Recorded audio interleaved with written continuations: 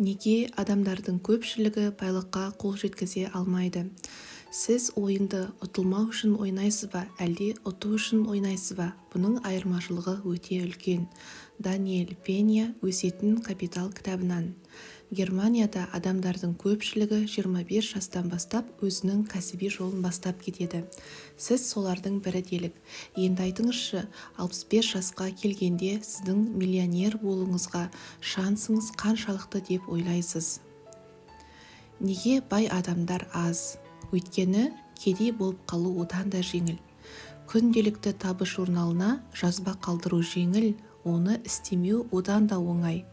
Ай сайын табысымыздың 10%-ын үнемдеу оңай. Алайда ақшамызды түк қалдырмай жұмсап тастау одан да оңай. Көп ақша табу оңай, бірақ аз ақша тапқан одан да оңай. Қандай жолды таңдайтынымыз сенімімізге байланысты. Өзіңізді демалыстамын деп елестетіңіз. Кейбіреулер гамаққа жатып алып күнге қыздырынғанды ұнатады. Енді біреулері қозғалысты ұнатады да сағаттап жағажай волейболын ойнайды. Және алдыңғылары да, соңғылары да осылай демалған дұрыс деп есептейді. Содан өздері ләззат алады.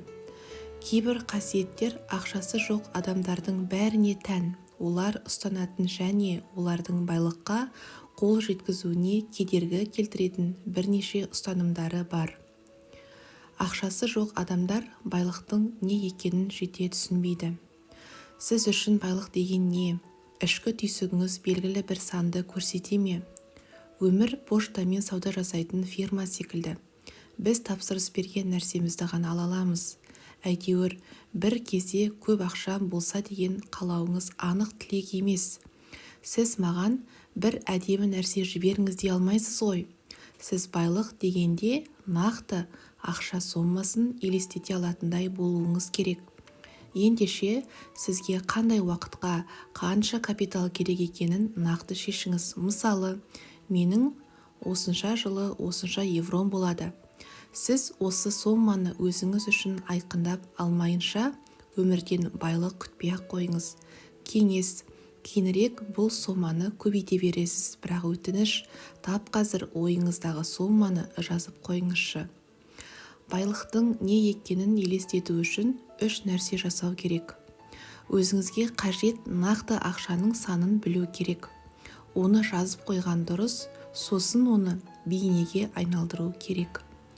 Кереует туралы ойлаңызшы, енді айта қойыңызшы, көзіңізге кереует деген сөз елестеді ме, әлде кереуеттің бейнесі келді ме? Жаңа салынған, әлде умаждалған төсек пе, әлде бос немесе біреу жатқан төсек пе?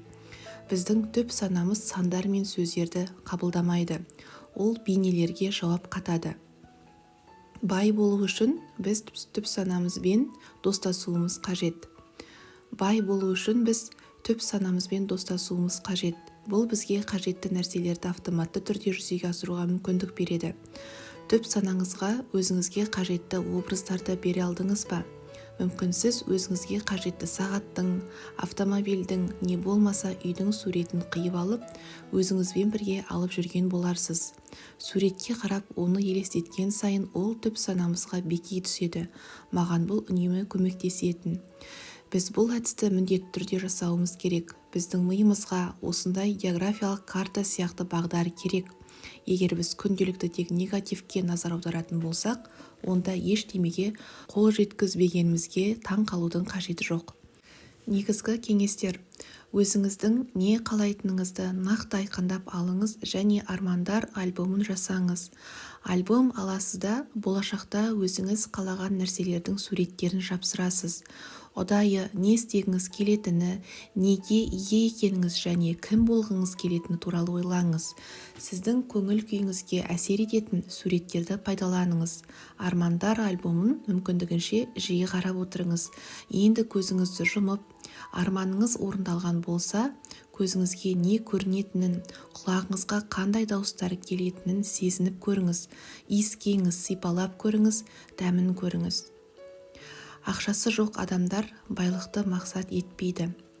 Егер біз өзімізді жақсы сезінсек, алдымызға үлкен мақсаттар қоя білеміз. Егер көңіл күйіміз жоқ болса, оларды кіші мақсаттарға алмастыра қоямыз. түп санамыз ұзақ уақыт бойы қайталап отырғанды қалайды. Сондықтан да алысқа жоспарлаған мақсаттарыңызды өзгертпеуге тырысыңыз. Мақсатыңыз үлкен болған сайын оған түзетулер енгізбеуге тырысыңыз.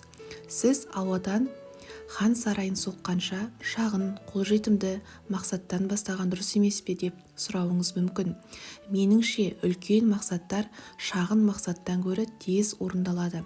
Оның себебін де айтайын. Өзіңізге шағын мақсат қойыңыз. Мақсатыңыз бен сіздің араңызда проблема пайда болғанда, сізді мақсатыңыздан алыстата бастайды. Көз алдыңызда тек проблема ғана тұрады. Мақсатыңызды мүлде көре алмайсыз. Мақсатыңыз көз алдыңызда болмаған соң күмән мен қорқыныш пайда болады. Көпшілігі бұндай жағдайда не істейді? Әрине, жаңа мақсат іздейді. Бұл жаңа мақсат пен олардың арасында тағы әйтеуір бір проблема пайда болары сөзсіз. Ол проблемадан қашуды ойлаған адамдар тағы да жаңа мақсаттар іздестіре бастайды. Енді шағын мақсат емес, үлкен мақсатты көзіңізге елестетіңіз. Бұл жағдайда проблема мақсатыңызды толық жауып тастай алмайды. Сондықтан сіз не істеп, не қоятыныңызды біліп отырасыз. Келесі себебі, үлкен мақсаттар біздің мүмкіндіктерге деген сезімімізді күшейтеді. Адамдар тек пайдасы бар нәрселерге ғана назар аударады. Үлкен мақсаттар біздің ой-өрісімізді кеңейтеді. Осыған қажетті жаңа адамдармен танысуға қосымша мүмкіндіктер береді. Үлкен байлыққа қол жеткізген адамдардың мақсаттары да үлкен болған. Әр проблема мақсатпен белгілі бір қатынаста өлшенеді.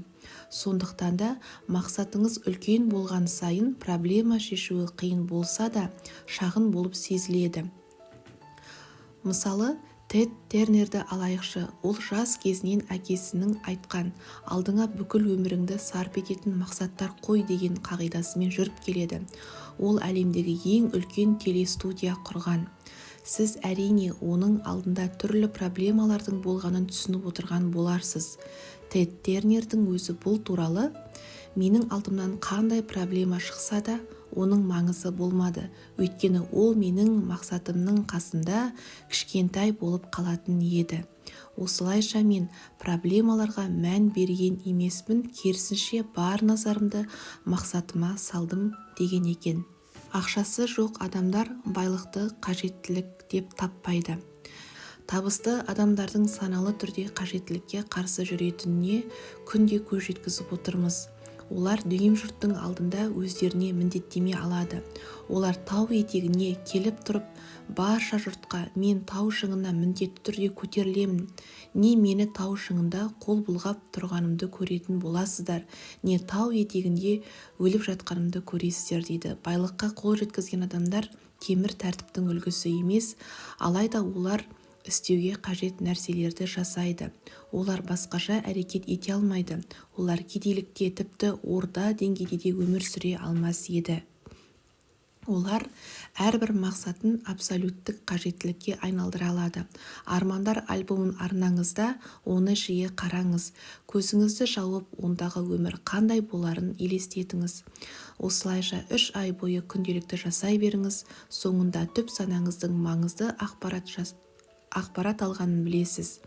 Сіз мақсаттарыңызға әлі қол жеткізбесеңіз де бақыттысыз. Егер өзгерістер болмаса, сіз ауырасыз. Сіз өз дегеніңізге қол жеткізуге міндеттісіз. Сол кезде ғана жұрт алдында бай болуға міндеттеме ала аласыз. Сосын жұрт сіздің міндеттеріңіздің орындалғанын күтуі керек. Өзіңіздің ниетіңіз туралы нақты айтыңыз. Сәтсіздіктерге ұшырағанда бәрі күлкіге айналдырады деп ойлаңыз. Сонда сізге артқа қарай жол жабық болады. Бұл сізге қатыгездік болып көрінуі мүмкін, сондай-ақ байлықтың сізге қажет екеніне көз жеткізбеуіңіз де мүмкін. Келесі бөлімде осы мәселенің басын ашып алыңыз. Мақсаттарыңызды жүзеге асыруға кіріспес бұрын ол сізге қажет пе, жоқ па, соны айқындап алыңыз. Кейде одан ләззат алмайтынымызды біле отыра, мақсаттарды жүзеге асыруға тырысамыз. Үлкен бағы бар үйді армандаған адамдар ондай үйге көшкенде баққа күтім жасау керек екенін білгенде өкінген. Үнемі газондарды қырқу, жинау, бітпейтін жөндеу жұмыстары. Ондай адамдар бәлкім жай ғана жақсы пәтерде тұрса бақыттырақ болар ма еді. Мақсатыңызға қол жеткізгенде сіз бақытты да риза боласыз ба, білгіңіз келе ме? Әлде қиындықтардан басқа нәрсені қалағаныңызды білу үшін өтіп жатырсыз ба? Егер сіз сенімді болсаңыз, онда санаңыз сізге жаңа күш пен жаңа мүмкіндіктер береді. Мұны тексеру өте оңай. Қандай да бір мақсатыңызды жазыңыз. Үй, автомобиль, жұмыс, қандай да бір қызмет түрі, жеке фирмаңыз, серіктес, саяхат және тағы басқа. Оны мүмкіндігінше керемет суреттеуге тырысыңыз. Бірде-бір деталь қалып кетпесін. Жазыңыз. Енді көзіңізді жұмыңызда, егер үйіңіз, автомобиліңіз, жұмысыңыз, фирмаңыз болса, қалай болатынын сезініңіз, өзіңіздің күн тәртібіңізді елестетіңіз. Өзіңізді қалай сезіндіңіз, немен айналысып жатырсыз, не істеу қажет болып тұр, қандай қиындықтар туындауы мүмкін. Осы жаттығуды 10 минутқа дейін орындасаңыз, және өзіңізді жақсы сезінген болсаңыз, онда мақсатыңызға жеткенде риза болатыныңызға сене беріңіз. Алайда ол тек сіз берілмесеңіз ғана жүзеге асатынын ұмытпаңыз. Ақшасы жоқ адамдар өзіне жауапкершілік алмайды. Егер біз бар энергиямызды неліктен деген сұраққа жауап іздеуге жұмсар болсақ, онда кешірім сұраудың түр-түрін табар едік. Артқа жол жоқ болса да, біз оны өткенімізден іздейміз. Ал өздеріне қалай деген сұрақ қойған адамдар проблеманы шешуге ұмтылады. Олар шешімді тап қазір немесе болашақтан іздейді. Егер қолымыздан бір нәрсе келмей жатса, оған тек өзіміз ғана жауаптымыз. Өміріміз үшін жауапкершілікті басқа біреуге, атап айтсақ дәрігерге, адвокаттарға, салық кеңесшілеріне арта алмаймыз. Ондай мамандар бізге белгілі бір істе менеджер ретінде көмектесе алады. Дегенмен бар жауапкершілікті өзімізге алғанымыз дұрыс. Біз мамандарға жүгініп қана қоймай, оларды бақылауымыз қажет. Сіздің жауапкершілігіңіз шектелетін жоғары инстанцияға ешқашан жүгінбеңіз. Сіздің денеңіз сау ма? Сот процесін ұтып алдыңыз ба? Салық инспекциясымен қарым-қатынасыңыз дұрыс па? Бәріне өзіңіз жауаптысыз. Иә, мамандар сізге көмектеседі, алайда бастық өзіңіз. Таңқаларлығы, адамдардың көпшілігі жағдайға қарамастан сәтсіздіктерге жауапкершілік алады да, өздерінің табыстары үшін ешқандай жауапкершілік алмайды. Екі қарапайым сұраққа жауап беріңізші. Бар күш-жігеріңізді сала отырып, 12 айдың ішінде ең көп дегенде қанша сомма табам деп ойлайсыз? Жазыңыз. Сіз оны қалай есептер едіңіз? Жазыңыз. Ең көп табыс тапқан айыңызды аласыз да, табысыңызды 12-ге көбейтесіз. Бұл табысты тағы қосымша айына 10%-ға өсіресіз. Есептеудің осындай әдісі сізге ұнайды ма? Шындыққа жанаспайды деген сияқты жағымсыз ой пайда болған жоқ па? Олай болса, өзіңіздің табысыңыз үшін толық жауапкершілік алатын кез келді деген сөз. Бұл жағымды жағдайларға немесе сәтті айларға байланысты емес. Адамдарға немесе жұлдыздардың орналасуына да қатысы жоқ. Бұл тек өзіңіздің жетістігіңіз, оған өзіңіз жауапкершілік алдыңыз. Және бұл табысты сіз кез келген уақытта қайталай аласыз. Егер бұны қайталау мүмкін емес деп ойласаңыз, өз қадір-қасиетіңізді жоққа шығарғаныңыз. Сондықтан жақсы жетістіктеріңізді қайталап отырғаныңыз дұрыс. Осылайша табысқа өзіңіз жеткеніңізді қандай да бір оңтайлы жағдайлар емес, тек өзіңіз ғана қол жеткізгеніңізді мойындаңыз. Өзіңізге ең керемет жан екеніңізді дәлелдеңіз. Сонымен жетістіктеріңіз үшін жауапкершілік ала біліңіз. Ақшасыз адамдар 110% еңбектенуге құлшынбайды. Өзін ақтауға тырысқан адамдар ақтап алады да. Екі қауіпті сылтауды мысалға келтіргім келіп отыр. Қауіптілігі сонда, оны адамдар өмірлік қағида ретінде қолданады. Шындығында олар жалған. Соның біріншісі, қолымда бар дүние менің болашағыма да жетеді. Екіншісі, мен бар мүмкіндікті пайдаланған болсам, ең керемет жан болар едім. Екі сылтаудың да артында өзін-өзі алдау, қорқыныш, өз-өзіне сенбеу тұр. Ләззат алу ең жоғарғы мақсат болып табылады. Біз бар нәрсені бақытты және риза болу үшін жасаймыз. бірақ бізді не бақытты етеді? Жауабы: бақытты болу дегеніміз адам табиғатымен келісімде өмір сүру, ал даму мен табысқа жету қажеттіліктері адам табиғатына тән қасиеттер. Тұлғалық даму мен өсу нәтижесінде адам ләззат алады. Мақтанарлық бір ісіңізді есіңізге түсіріңізші. Қандай жетістікке жеттіңіз, не туралы ойлағанда ләззат аласыз? Дер кезінде жағдайды өзгертпегенде, дәл қазір осылай риза болып отырар ма едіңіз? Қолдағы барға шүкіршілік ету қажеттілік, алайда бүгінгі барға қанағат етіп қоя салу адам табиғатына кереғар. Ағаш өлгенінше өсуін тоқтатпайды. Өсуді тоқтатқан адамда өлгенмен бірдей. Біз толыққанды күш-жігерімізді жұмсағанда ғана ләззатты сезінеміз. Көптеген дарынды адамдар мен мүмкіндіктерді барынша пайдалансам, шын мәнінде керемет болар едім деп өздерін ақтауға тырысады. Олар не үшін ақталады деп ойлайсыздар? Олар бар мүмкіндікті пайдаланып отырып, жетістікке жетпесе не болады? Міне олардың да қорқатыны осы. Бар күшін сарп еткен адамның ақталуға мүмкіндігі болмайды және табысқа жетеді. Ол енді жасанды образдың артына тығыла алмайды. Тек 110% күшіңізді жұмсау арқылы өз өміріңізге жауапкершілік ала аласыз. Сізге енді сылтау қажет емес.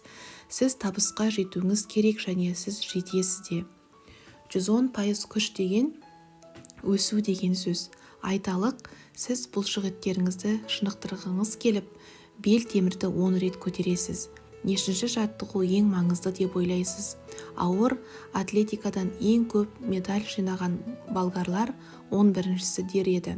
Көптеген адамдар 100%-ға күш жұмсап, 80%-ды қанағат тұтады. Егер күшіңізді 110% жұмсар болсаңыз, 100% жетістікке жетесіз.